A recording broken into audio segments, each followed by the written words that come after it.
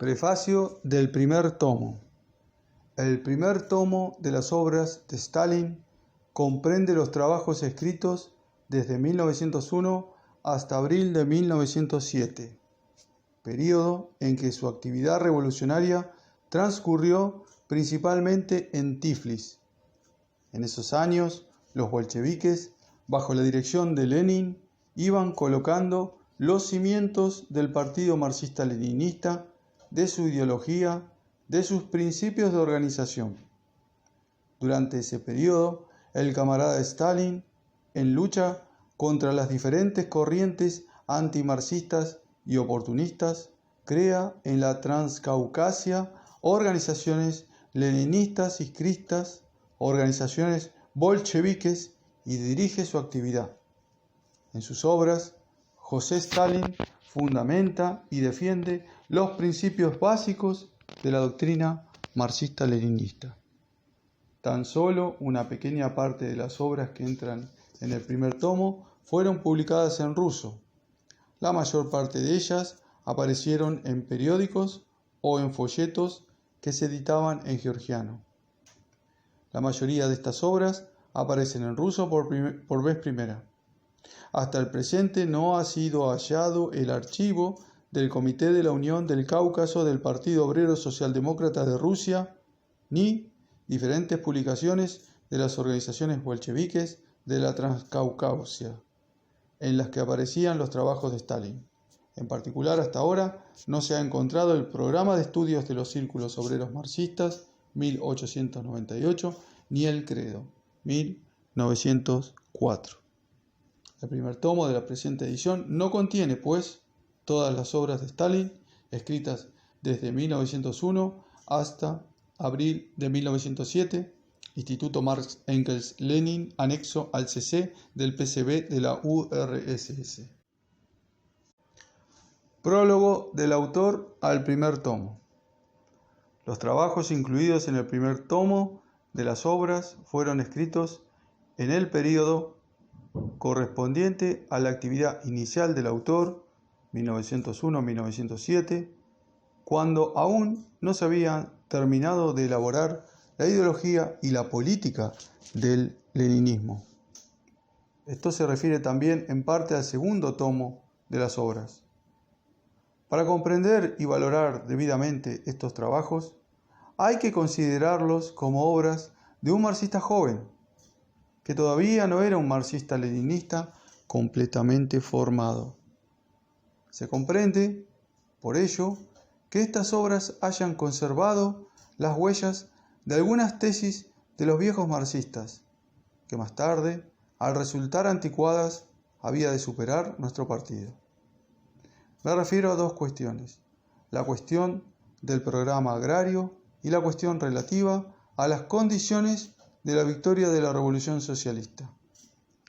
Como se ve por el primer tomo, véanse los artículos sobre la cuestión agraria. El autor defendía entonces el punto de vista de la partición de las tierras de los terratenientes para concederlas en propiedad a los campesinos. En el Congreso de Unificación del Partido, en el que se discutió la cuestión agraria, la mayoría de los delegados bolcheviques dedicados al trabajo práctico se atuvo al punto de vista del reparto. La mayoría de los mencheviques abogó por la municipalización y Lenin y la parte restante de los delegados bolcheviques propugnaron la nacionalización de la tierra. En el curso de la lucha entre los tres proyectos, cuando se vio que era inútil confiar en que el Congreso aceptase el proyecto de nacionalización, Lenin y los demás partidarios de la nacionalización sumaron sus votos a los de los defensores del reparto de las tierras. Estos aducían contra la nacionalización tres argumentos. A. Que los campesinos no aceptarían la nacionalización de las tierras de los terratenientes porque querían recibirlas en propiedad. B. Que los campesinos opondrían resistencia a la nacionalización por considerarla una medida que suprimía la propiedad privada de las tierras que ya se encontraban entonces en posesión privada de los campesinos. C. Que si incluso se consiguiera vencer las objeciones de los campesinos a la nacionalización, nosotros, los marxistas, No debíamos, sin embargo, propugnar la nacionalización porque después de la victoria de la Revolución Democrática Burguesa, el Estado en Rusia no habría de ser socialista, sino burgués, y la existencia de un gran fondo de tierras nacionalizadas en manos del Estado burgués fortalecería desmesuradamente a la burguesía en perjuicio de los intereses del proletariado. Al afirmar esto, los defensores del reparto de las tierras partían de la premisa, admitida entre los marxistas rusos, incluidos los bolcheviques, de que después de la victoria de la Revolución Democrática Burguesa sobrevendría un periodo más o menos largo de interrupción de la revolución, un periodo de intervalo entre la Revolución Burguesa victoriosa y la futura Revolución Socialista, en el que el capitalismo podría desarrollarse con más libertad y pujanza, extendiéndose igualmente en la agricultura. La lucha de clases se haría más profunda y se desenvolvería en toda su amplitud. La clase de los proletarios aumentaría en número y elevaríanse a la altura debida su conciencia y su organización, después de lo cual, y sólo entonces, podría llegar el período de la Revolución Socialista.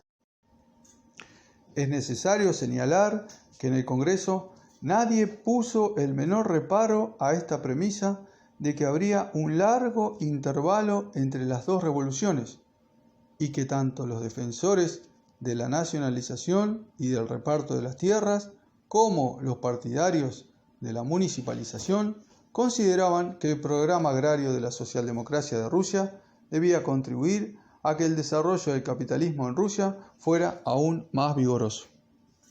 ¿Sabíamos nosotros, los bolcheviques dedicados al trabajo práctico, que Lenin sostenía entonces el punto de vista de la transformación de la revolución burguesa en Rusia en revolución socialista? ¿El punto de vista de la revolución ininterrumpida? Sí, lo sabíamos. Lo sabíamos por su folleto Dos Tácticas, 1905, así como por su famoso artículo La actitud de la socialdemocracia ante el movimiento campesino, escrito en 1905, en el que Lenin declaraba que nosotros somos partidarios de la revolución ininterrumpida, que no nos quedaremos a mitad de camino.